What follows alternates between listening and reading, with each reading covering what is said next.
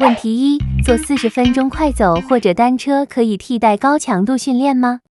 The answer is no, because doing 40 minutes of anything is not going to be high intensity. High intensity, by definition, means you're trying something so hard that you cannot keep going for more than a minute. After that, you just have to slow down and stop because it's just too uncomfortable. So it doesn't matter what you choose to do as an activity, it's how hard you're pushing yourself at that time. 问题二：跑步、游泳、跳绳等都能变成高强度训练吗？ Yes, in fact, you can do anything that's high intensity as long as you're pushing yourself to your maximum ability, which should not last over 90 seconds, let's just say. Okay, so 1 minute or minute and a half, full exertion. You can't do any more after that. That will be high intensity, no matter what exercise you choose to do. 问题三：每次高强度训练至少要做多长时间？ Well, there's really no answer to that question. Some exercises have been as little as 7 minutes, 5 minutes even.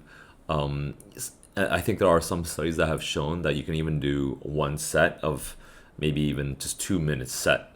And then that can be enough to induce some changes, adaptations in the body.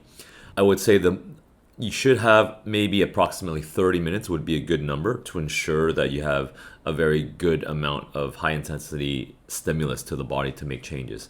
But you can definitely go lower, and there are studies that have shown to have positive impact if you do have a shorter workout. 问题四：我觉得高强度训练太难了，做别的运动可以吗？ Yes, you can definitely do lower intensity, steady state exercise, as it's called and described, where you could do walking, you could do jogging, swimming, cycling. All that stuff is still better than nothing, of course.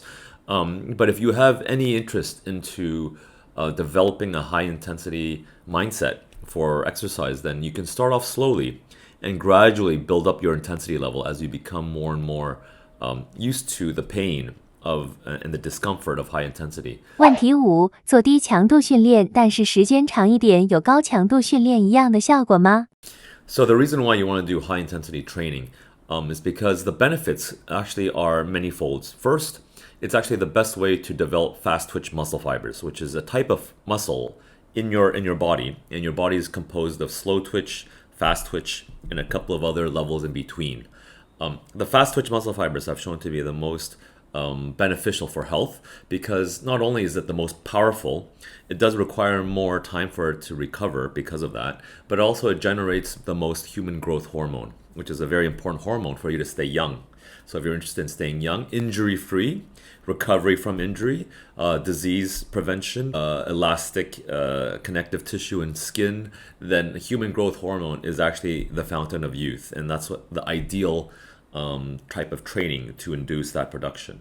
High intensity training is also one of the best ways to get your body back into an insulin sensitive state. So by burning so much sugar by doing high intensity training, you're actually conditioning the body to have more insulin sensitive receptors in the body so that you are once again more open to receiving insulin. Whereas before, if you didn't do it, anything that you eat with carbohydrates might actually become more dangerous to the body.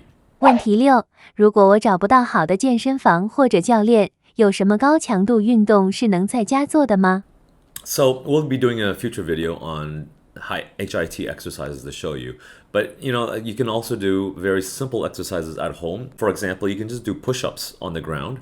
And if you can do more than a minute and a half of excellent push-ups on your toes, nose to the ground or chest to the ground, then that would be too easy for you, but that's unlikely if that's the case. Also, you can just run on the spot by just doing gao tai tui, bringing your knees all the way up so that your thigh is straight, flat with the floor.